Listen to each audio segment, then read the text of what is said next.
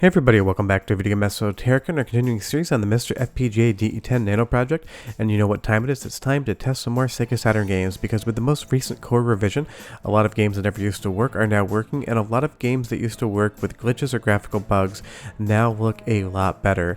There are a lot of viewer requests in this video. A lot of people wanted to see some retreads and some new games tested, so I've done that for you. Before you get too far involved, do me a huge favor, go down below, hit like and subscribe, and ring that notification bell. Definitely helps us out. And if you feel so inclined and want to support the channel, you got a Patreon link down below as well. Now, the number one request for a new test, because there is a new core, was Burning Rangers.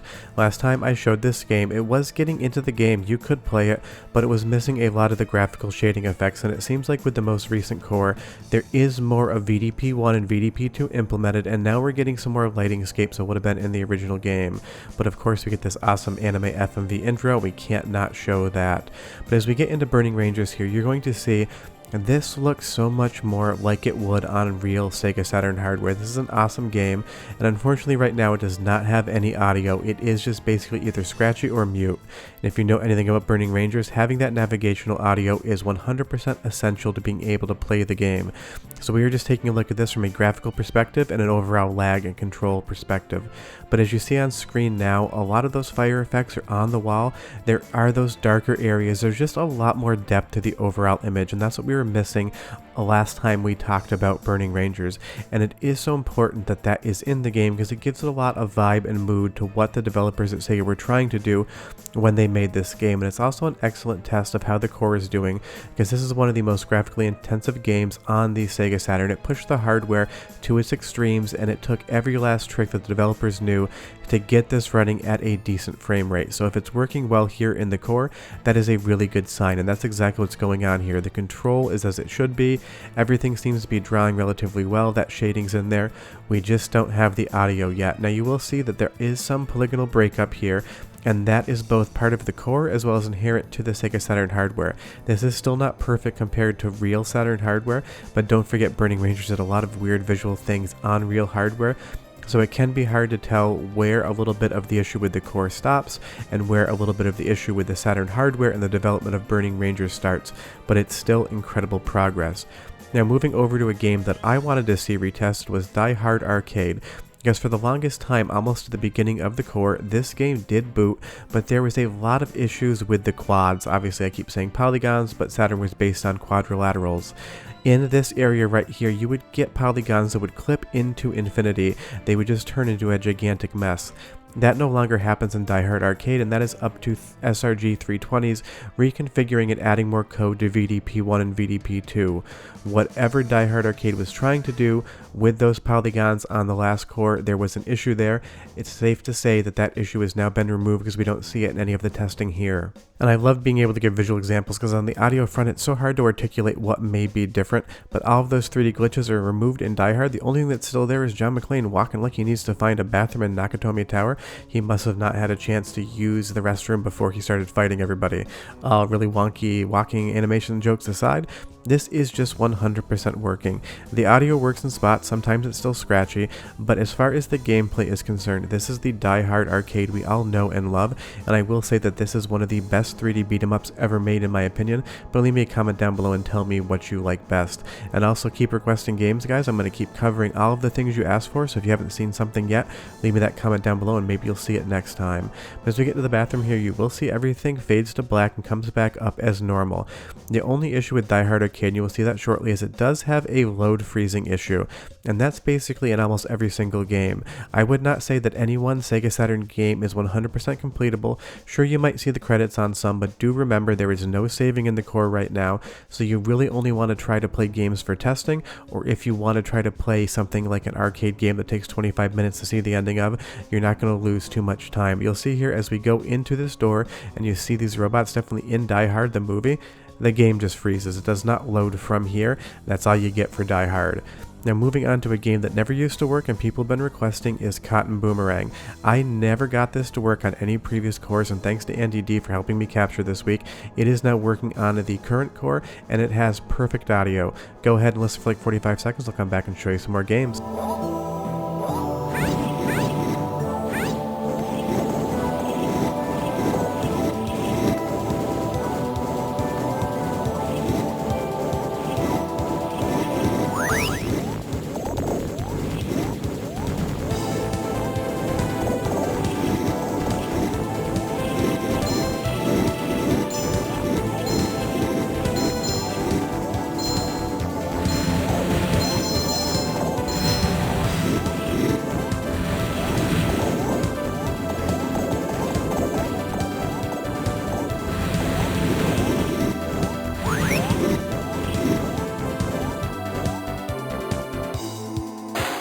Sounds exactly like it does on my real Saturn hardware to my ear, but leave me a comment down below and tell me what you hear, because don't forget, I am a filmmaker, not an audio engineer, and I don't go near any audio equipment on a film set, so I am not the person, the audiophile, that's really critiquing audio as well as some of you guys can. But as far as the gameplay, control, and overall vibes of Cotton Boomerang, this is 100% great on the current core, and if you've never played the game before, it is 100% a game you should check out. But all of the sprites are drawing well, all of the sound effects, all of the music, all of the controls, everything that makes this game, Cotton Boomerang, is working here. And it is a great test of a pure 2D game on the Sega Saturn as well. Even though VDP1 and VDP2 can draw 3D as we've seen previously in this video, Sega Saturn was a 2D powerhouse, and this is a game that's fully developed in 2D with sprites and background layers. So it really is a great example of how things are drawing in 2D, because we've seen in previous videos some 2D games can have some corruption around the edges of the sprites, but I see absolutely nothing in Cotton Boomerang that makes it seem like that is happening.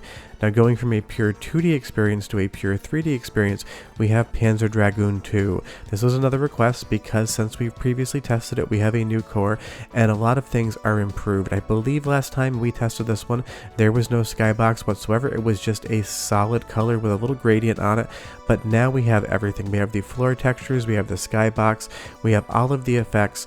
Watching all of this footage, I did not see a single issue whatsoever with the graphics, whether we're in gameplay or as we fly up here with cutscenes. But again, if you see anything, if you have any thoughts on it, tell me down below, because I have thousands of eyes watching these, and I've only got one set, so a lot of times people notice things I do not. But again, this is an absolutely classic game on the Sega Saturn. In next testing video, I will be talking about Panzer Dragoon Saga, because that was another request. I went with 2 on this one, just because it's the game I am more familiar with. It has been years since I played Saga. But everything here just looks like it should. Now, of course, this was the 32-bit era, so there's definitely some jank in the graphics, but a lot of that is just what the Sega Saturn would do, that shimmering on the water there, just kind of how it draws things. But this game is performing super well. It is running at the speed that it should be. The controls are good. Everything about this just feels like playing on a real Sega Saturn outside of the audio, which will clip and hiss and do some crackling here and there. That's why I'm not using this as an audio example for you guys today, just as a visual and performance sample. And you should always anticipate, if I do not let you listen to audio in a particular game, that means the audio is not ready to listen to. Because with the current core, if the audio isn't working, it's either completely mute or it has high clicks and whistles, something that might clip out your speakers, and definitely not something you want to listen to on headphones. So just be aware of that. If I don't let you listen to the audio, that just means that it's probably not ready to listen to. But as far as playing Panzer Dragoon 2 here is concerned, this is just spectacular. Everything on the gameplay front just seems to be working, and all of the shading and all of the different lighting effects seem to be here as well. Again, it's been some years since I played this, but I don't see anything on screen that doesn't look good to me, including this jungle area. It just seems to be the vibes that I remember. Now, a viewer request, and I'm not surprised this one got requested, is Baroque. But that's because Baroque is now available in English for the Sega Saturn. For the longest time, this was not a game that you could play unless you read the Japanese language. It is now here, and trust me when I say, this game is shockingly strange, but in the best ways possible. It is dark, it's brooding, it's moody, and it has a really weird story now that you can play it in English. But everything here seems to be working on Saturn outside of some of the soundtrack not actually playing. All of the graphics are drawing as you would expect, and trust me when I say, this game is an absolute visual vibe between the different environments you're in, the lighting effects, and especially all of the characters you're going to encounter and fight. This is just from start to finish a 10 out of 10 weird game, but in the best way possible. It is fun, it is unique, and it kind of feels like some of the original From Software stuff that they did on PlayStation 1 like Kingsfield, except not made by them. And as you see as we go further into this game, it is just such an odd situation to be in. All of the enemy designs are quite weird, all of the mechanics are quite weird, but it is definitely a game worth checking out, and it's a really fun game to test on Saturn, because we did check out the Japanese version and that ran, but when you do have translation patches, that means the original game has been changed. So we're never quite sure if it doesn't boot, that's because the core won't boot it, or the core won't boot a fan-made version of the game. Safe to say here with Baroque, we are 100% getting that. It works perfectly fine. As far as the gameplay captures are concerned, there was not any freezing or any issues here. but trust me when I say you're probably going to want to walk through for this game. It is increasingly difficult to navigate around and understand where you're supposed to be going. This is the 90s era of open world design, which basically means it does not hold your hand whatsoever. But again, this is just a game worth checking out because it is so strange, it's so unique, and it has such a distinct visual flair with all the different colorways it uses. You're never going to experience it twice the same way. Definitely check it out. It works on the current core. Now another fan request is going to be Layer Section 2. I think we talked about the original Layer Section probably like 3 or 4 months ago. That's how long I've been doing these testing videos. But of course Layer Section 2 is another awesome shmup on the system, and people wanted to know if it works. I am here to tell you it works 100% perfectly fine. It's got an incredible soundtrack as well, and interestingly the sound effects are completely silent on this core build. Go ahead and listen to the soundtrack, see what it sounds like, and see what it's like to have no sound effects. I'll be right back because I got more games to show you.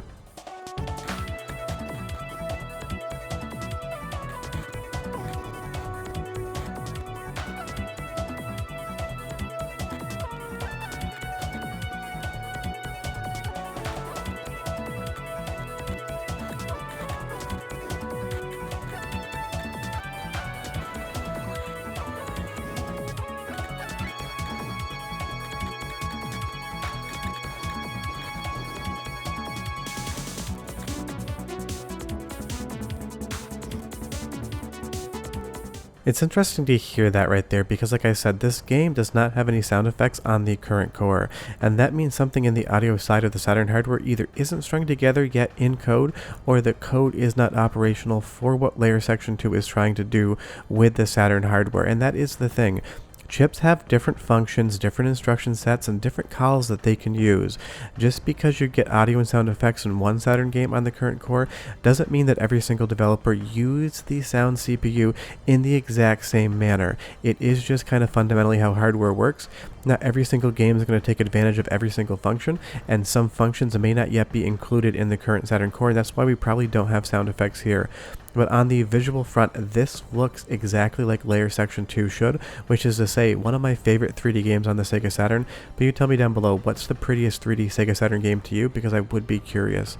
Now moving on to a very obvious game, Duke Nukem 3D. I do not need to tell you what this is whatsoever. If you don't know what Duke Nukem 3D is, I'm really wondering how you found my channel in the first place.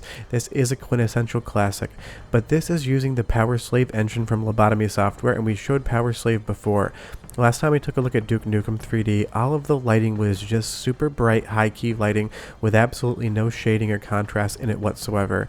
And a lot of what Lobotomy Software's engine could do is these dynamic lights. You see that missile going down the corridor, it lights up the walls as it goes, and if you basically just frag yourself there, you will see the screen turn red. In the new core, a lot of this is implemented where it never used to be before, and that is awesome to see. And Lobotomy Software, the developers there, were apparently wizards with the Saturn hardware because they got this thing to do something that even Sega developers didn't seem to be able to do. And I love how brooding and moody this game is. It is darker than the DOS original or pretty much any other version, and I think it really does a good job to kind of enhance the universe of Duke Nukem 3D with that moodiness. But moving throughout the entire game, it is just playing exactly as you would expect. The controls are great, all of the motion of the camera is good, because you did have this kind of physics swinging in the camera from Lobotomy Software that was not in the original game. This is basically the Duke Nukem you know and love, and I'm sure you can probably get into later levels, but right now we're just kind of playing around with the first one here. But it's so fun to see as this core evolves, more of those graphical effects from VDP1 and VDP2 handling that lighting, and I am not sure which of the VDP processors actually does that. If you know, leave me a comment down below. I've never taken apart Duke Nukem 3D and seen what it's trying to do. I'm just showing you what it's currently doing, and what it's doing is playing the game exactly as you would expect. Now, retesting another game that used to freeze a lot for me, as well as have some graphical issues that all seem to be resolved, are Sega Rally. Obviously, this is one of the classic Sega Saturn games, and even though it is definitely not as good as the Model 2 original in the graphics department, this is one of the best Sega Model 2 to Saturn ports that was ever made. Definitely a lot better than Virtual Fighter, and you will see here that it does just seem to be running exactly as expected. Now, I was going to give you a sample of the audio, but every like 20 to 25 seconds, it just clips out, and I don't want to do that to your ears, your speakers, or your headphones. When it happens on my headphones, it definitely scares the ever-loving hell out of me if I am not expecting it. but on the control front, on the graphics front, on the gameplay front, this just does seem to be a Sega Rally working here.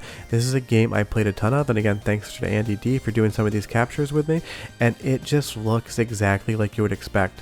It moves at a good frame rate, the controls are solid, and it is just such a fun game to play. And this is one of those things, when we talk about testing Sega Saturn games, when the core first came out, everyone ran to games like Sega Rally. That's because they are famous for being on the Saturn, and so many people know what they're supposed to play like. We really do use them as a baseline as to how the core is doing, because for every Saturn deep cut, there's a game that pretty much everyone who owns a Sega Saturn has on their shelves, and we always look to those games to see how they're doing. And what I can say here is Sega Rally is doing very, very well, especially going through this tunnel here. Nothing's really breaking up. Everything looks as good as it did on the Saturn. And that's not to say that this is a perfect looking game on the Sega Saturn. It still does have some weirdness here and there, but this looks to my eye exactly like what it would look like if we were playing on real Saturn hardware. And I'm not ready to start testing against real Saturn hardware yet. It's not really fair or fun to test a work in progress core against real hardware, but I think probably at my own time I'll probably put my Sega Saturn with some of these games side by side with MiSter and start seeing about what it's looking like. Because if there is anything in this capture footage here, I cannot see it whatsoever. If you notice something, let me know. Don't worry about the driving, those walls are narrow, but it is a great time. Now moving on to the janky game of the video, because it seems like I always put one janky game in here. It is Atlantis. This is a point and click adventure game, and I'm not just showing it to you because it's hilariously weird and odd and janky. It also has perfect audio. That's not to say the voice acting in the game is any good whatsoever, but as far as the sound effects, the music, and the dialogue are concerned, it sounds 100% perfect. Go ahead and listen, and I'll be right back.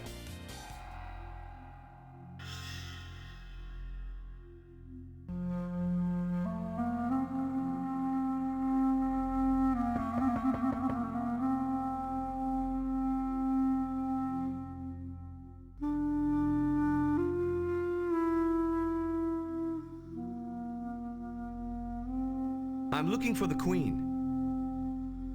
You'll have to ask in the palace. Sound effects, soundtrack, voice acting all sound perfect in this core, and I'm pretty sure a lot of you are going to say, what the hell is Atlantis? And actually somebody did request this, and I was hilariously surprised when somebody did.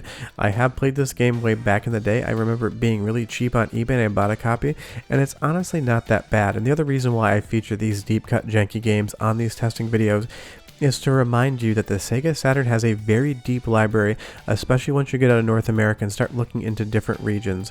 For every Sega Rally or Virtual Fighter or Burning Rangers, there is a game like Atlantis. I'm not saying they're perfect, I'm not saying they're hidden gems, I'm saying they're really fun experiences that you should check out, because one of the best parts about having something like a Sega Saturn core, or any of the cores on MiSter in general, is it allows you to check things out and broaden your horizons when it comes to a platform. Now granted, Atlantis, you might love it, you might hate it, you might find it somewhere in between. It is fun and important to try these other games out because you might find your new favorite game, and something like the Sega Saturn core MiSter FPGA allows us to play around and test things. But if you want to play Atlantis today, it plays at least through this capture. It could freeze 10 minutes later, I don't know. And don't forget, saving is still not there, so don't anticipate being able to come back to a game once you start it. But that is the current slate of tests for the Sega Saturn Work in Progress core from Srg320. Again, if you haven't seen a game on this series that you want to see, leave me that comment down below, and we'll try to make sure that we cover all of them. I get a lot of requests. It's impossible to do all of them, but if something piques my interest, generally it'll end up in a video. But yeah, the current core, it's working great. A lot of new games are working. A lot of games have improvements, and we'll be back in 2 weeks' time for some more testing. Short of that, Sega Saturn core, go play it today. See you next time. Bye-bye.